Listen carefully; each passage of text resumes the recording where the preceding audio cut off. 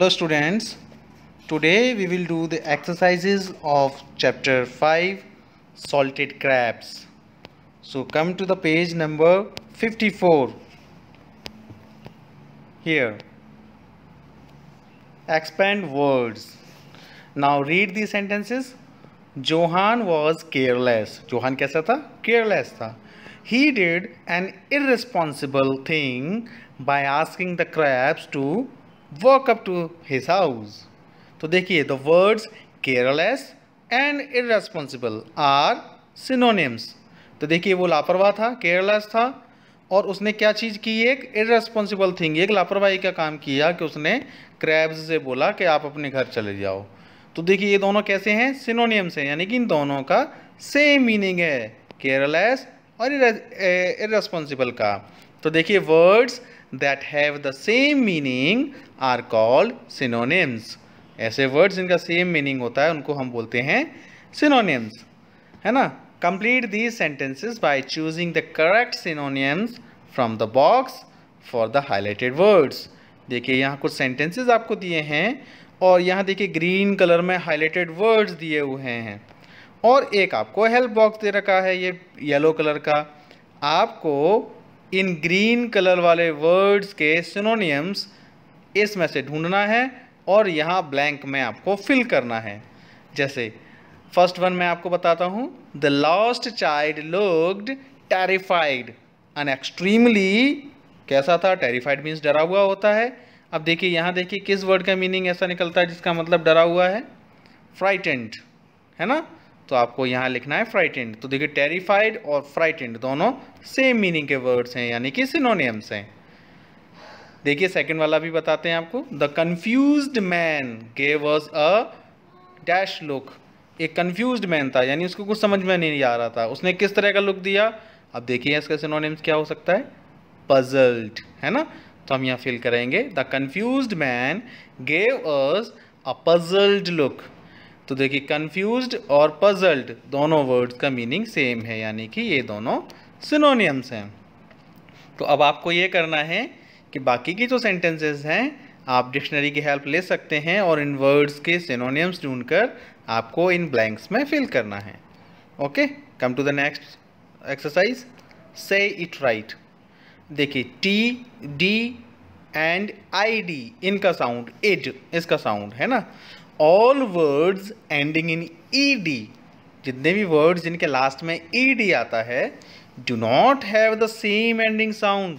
उन सब का एंडिंग साउंड सेम नहीं होता.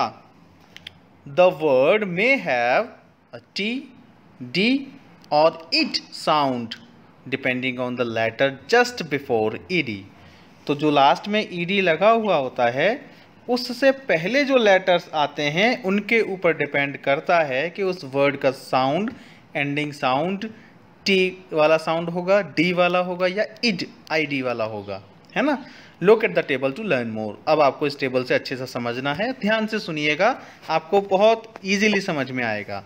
देखिए, टी साउंड वाले वर्ड्स, ऐसे वर्ड्स जिनकी एंडिंग होती है लास्ट में C, C H, F, G H, K S, P S या एस एच और उसके साथ ई डी.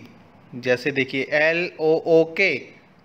देखिए, यहाँ पर के बताया गया था आपको पहले. ऐसे वर्ड्स जिनके लास्ट में के आता है प्लस ई डी और के बाद ई डी जुड़ा होता है तो उनका प्रोनाउंस हम करते हैं टी वाले साउंड में लास्ट में. जैसे कि लुक्ड, इसको हम लुक्ड ड नहीं बोलेंगे, है ना. ये स्पेलिंग को रीड करेंगे हम. Looked pronounce as looked. ये समझिए आप, के पीछे टी, टी का साउंड आना है. ये आपको याद रखने, ये सभी लेटर्स आपको याद रखने हैं कि इन लेटर्स के बाद अगर ई डी आता है तो हम वर्ड्स का प्रोनाउंसिएशन लास्ट में टी के साथ करेंगे. जैसे looked and this is watched. Okay, अब देखिए डी साउंड कब आएगा फिर? अगर लास्ट में किसी वर्ड के लास्ट में letter B, G, J, L, M, N, N G, R, T H, V, G और कोई एक वॉवल साउंड है और उसके बाद ई डी दिया है तो हम इसका प्रोनाउंस करेंगे डी वाला साउंड. जैसे ग्रैब्ड, इसको हम सेम ग्रैब्ड जैसा लिखा है वैसे ही पढ़ेंगे। This is pounced. ओके, अब ईडी यानी इड, इड का साउंड का प्रोनाउंस करेंगे। ऐसे वर्ड जिनकी एंडिंग सिर्फ टी या डी के साथ होती है और लास्ट में ईडी लगा होता है, तो हम इड करके उसको प्रोनाउंस करते हैं लास्ट में। जैसे साउंडेड, इसको हम पढ़ेंगे साउंडेड, इस तरह से प्रोनाउंस करेंगे। स्पेलिंग तो ये लिखी जाएगी साउंडेड, है ना, लेकिन इसको प्रोनाउंस करेंगे साउंडेड। ऐसे ही this is patted. Okay kids, now come to page number 55 and this is easy exercise for you. Listen to and say these words aloud. आपने पिछले वाले वर्ड्स को सुना होगा ठीक से, और अब इन वर्ड्स को आपको ठीक से पढ़ना है, जोर से पढ़ना है। और राइट टी, डी और I D next to them according to their sound. इन वर्ड्स में जिस तरह का साउंड निकलता है उसके पीछे जिस तरह का साउंड है टी, डी या आई डी का, वो आपको यहाँ लिखना है। जैसे फर्स्ट वन, इसको कैसे प्रोनाउंस करेंगे, देखिए ई डी से जस्ट पहले आर है, हम इसको पढ़ेंगे आंसर्ड। ड, डी का साउंड है तो सिंपली आप यहाँ पर डी लिख देंगे। डैंगल्ड, ये भी डी है, यहाँ पर डी लिखेंगे। कॉल्ड, यहाँ पर भी डी का साउंड आ रहा है। अब यहाँ देखिए टी है लास्ट में, टी के बाद ईडी आया है, इसका मतलब इसको हम पढ़ेंगे फेंटेड। टिड, आई डी, इड का साउंड है यहाँ पर, तो आपको यहाँ फिल करना है I D, id. And this is jumped. ट, यहाँ ट का साउंड आएगा, टी का साउंड आएगा। जम्प्ड, तो यहाँ आप टी लिखेंगे। ओके किड्स, आप इस प्रीवियस टेबल की, इस टेबल की हेल्प लेकर इस एक्सरसाइज को कर सकते हैं। Now time to refer dictionary work. आपका डिक्शनरी वर्क आप सभी के पास आई होप डिक्शनरी होगी। Use the dictionary to find the meanings of these words. ये जो वर्ड्स आपको दिए गए हैं इनके आपको मीनिंग्स ढूंढने हैं डिक्शनरी में से। Did you find any difference और सिमिलरिटी बिटवीन द वर्ड्स। आपको इन वर्ड्स के बीच में क्या क्या डिफरेंस मिला और क्या क्या सिमिलरिटी मिली, वो क्या थी, आप उसको नोटबुक में लिखना है। Okay, now come to the grammar part. How to use a and an, है ना, अ एंड एन, इनका यूज कैसे करते हैं। जैसे fill in the blanks with a और an to complete the conversation between Johan and his mother. Johan और उनकी मदर के बीच में कुछ बातचीत हो रही है, उसमें आपको कुछ जगह ब्लैंक्स दी गई हैं। अब आपको यह बताना है कि कहाँ पर अ का यूज़ करेंगे हम और कहाँ पर एन का यूज़ करेंगे। जैसे मदर ने बोला, would you like to keep another pet. I was thinking of getting you dash owl. अब आउल से पहले हम क्या लगाएंगे, ए एन एन। एन इसलिए लगाएंगे क्योंकि आउल जब हम प्रोनाउंस कर रहे हैं तो सबसे पहले वोवल साउंड आ रहा है, इसलिए। Johann replied, really mother, I was thinking I already have dash dog. Dog, तो डॉग में वोवल साउंड स्टार्टिंग में नहीं है, इसलिए यहाँ हम अ लिखेंगे। A dog and a rooster. I would love to keep dash anteater. यहाँ पर एन लगाएंगे। एंटीटर जब हम बोल रहे हैं तो इसके स्टार्टिंग में ए वोवल साउंड आ रहा है, इसलिए यहाँ पर एन लगाएंगे। An anteater and a goldfish. Mother, I think about it Johann. मैं इसके बारे में सोचूंगी, ठीक है। अब देखिए अ एंड एन ये क्या है जो हमने यूज़ किए थे, these are articles. A is used before singular countable nouns that begin with a consonant sound.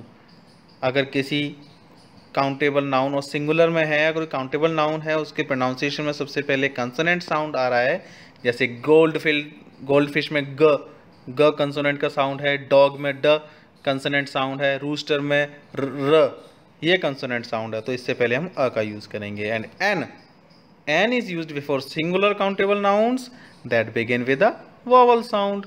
Vowel sound से पहले हमको एन लगाना है, कंसोनेंट साउंड से पहले हमको अ लगाना है। Okay, while using a and n always remember to follow the sound of the first letter of the word।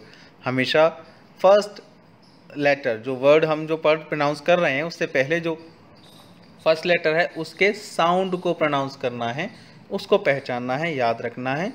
उसके बाद ही हमें अ और एन का यूज़ करना है। जैसे एन आर अगो, अब यहाँ पर देखिए स्पेलिंग तो एच से है, जबकि एच वॉवल तो नहीं होता, ये कॉन्सोनेंट होता है। लेकिन जब हम इसको रीड करते हैं तो एच इसके अंदर साइलेंट होता है।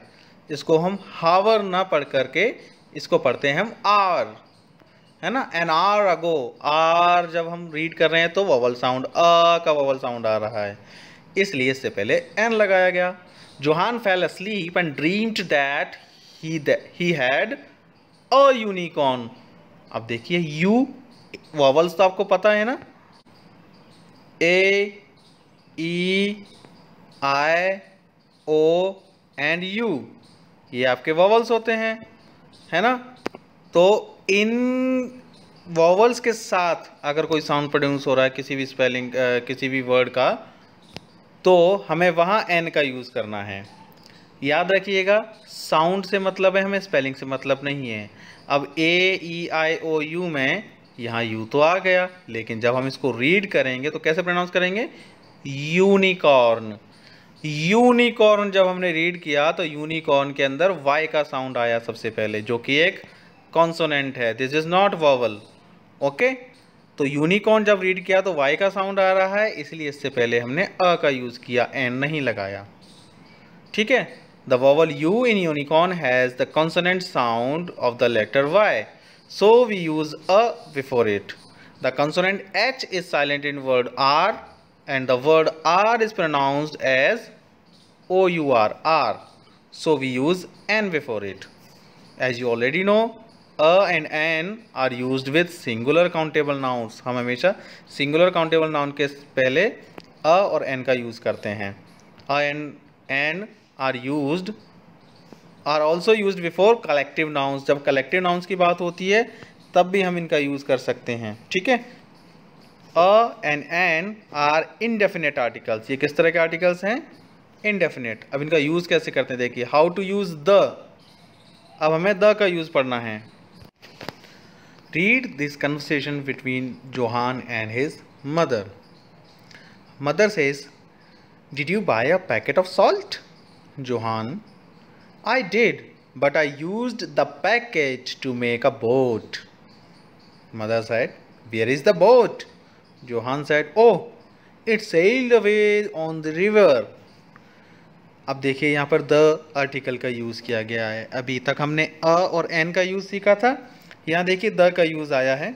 Let us learn the rules for the uses of the को हम कहाँ कहाँ कैसे कैसे यूज़ करते हैं। इससे पहले आपको याद रखना होगा, the is also an article, it is used before a specific noun. किसी विशेष नाउन से पहले हम इसको यूज़ करते हैं। The is called the definite article. A और एन कैसे आर्टिकल्स थे, इनडेफिनेट आर्टिकल्स, और द कैसा है, डेफिनेट आर्टिकल है। तो स्पेसिफिक नाउन से पहले, जैसे Johann sailed the boat on the river, तो बोट और रिवर कोई विशेष चीज़ के बारे में बात हो रही थी, इसीलिए इससे पहले द का यूज़ किया गया। ऑर्डिनल नंबर्स आपने पढ़े होंगे, फर्स्ट, सेकेंड, थर्ड, या नेक्स्ट, प्रीवियस, लास्ट, है ना। तो उससे पहले हम द का यूज़ करते हैं। जैसे फर्स्ट से पहले द लगाया गया है, the first crab, and last house, तो लास्ट से पहले भी द का यूज़ किया गया। सुपरलेटिव डिग्री, एडजेक्टिव्स की 3 डिग्रीज हमने पढ़ी थी एडजेक्टिव की क्लास में, ग्रामर में, जिसमें 3 डिग्रीज थी, positive, comparative and positive degree. तो एडजेक्टिव की positive, comparative and superlative degree.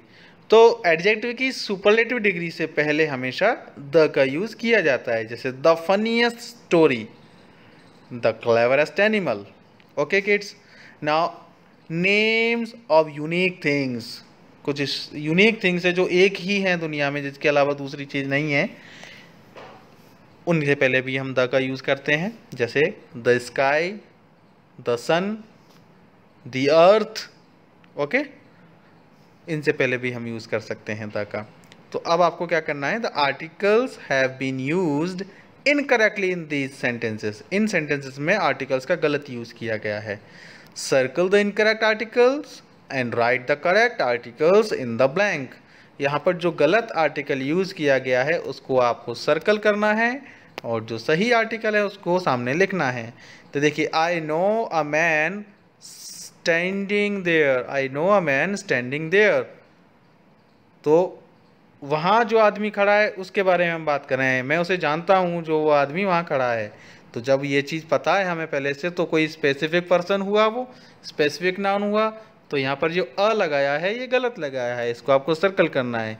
इसकी जगह क्या आना चाहिए, इसकी जगह द आना चाहिए। तो आपको इसके सामने वाले ब्लैंक में द लिख देना है, ठीक है। तो इसी तरह से आपको पूरी एक्सरसाइज करनी है, आप इजीली कर सकते हैं। Now rewrite these sentences by filling in the missing articles where needed। जहाँ पर आर्टिकल्स मिसिंग है वहाँ आपको फिल करना है। लुक एट द एग्जाम्पल, जैसे I called out to postman but he did not hear me. तो देखिए, पोस्टमैन को बुलाया था लेकिन उसने मेरी बात नहीं सुनी। तो पोस्टमैन कोई एक विशेष पर्सन है ना, कोई स्पेसिफिक नाउन है, तो इससे पहले द का यूज़ होना चाहिए। तो यहाँ पर नहीं लगाया था, तो हमने इसका यूज़ करते हुए लिखा I called out to the postman. तो पोस्टमैन से पहले द लगाना है। इसी तरह से आपको यहाँ भी आर्टिकल्स का यूज़ करना है, जैसे what brilliant idea it was. तो आइडिया कैसा था, ब्रिलियंट आइडिया था, एक अच्छा आइडिया हमारे दिमाग में आया। तो हम एक्सक्लेमेटरी सेंटेंसेस में ज़्यादातर अ का यूज़ करते हैं। तो हम यहाँ लिख देंगे what a brilliant idea it was, कि ये कितना अच्छा आइडिया था, है ना। ऐसे ही moon and stars brighten up sky at night, है ना। मून और स्टार्स ने क्या किया था, स्काई को चमका दिया था, है ना। तो अब बताइए इस जगह कहाँ आर्टिकल आ सकता है, कुछ समझ में आया। अभी तक हमने अ, एन और द तीन तरह के आर्टिकल्स आपको बताए थे।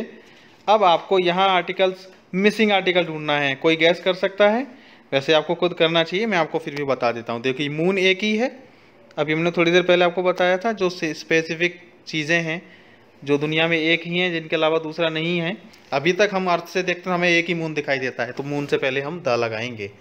The moon and stars brighten up the sky at night. तो स्काई से पहले भी द का यूज़ करेंगे, ठीक है किड्स। आपको ये एक्सरसाइज कंप्लीट करनी है और उसके बाद हम करते हैं अगली एक्सरसाइज नेक्स्ट वीडियो में। तब तक आप इसको कंप्लीट करके रखिए, है ना। हम मिलते हैं नेक्स्ट क्लास में। Till then bye bye.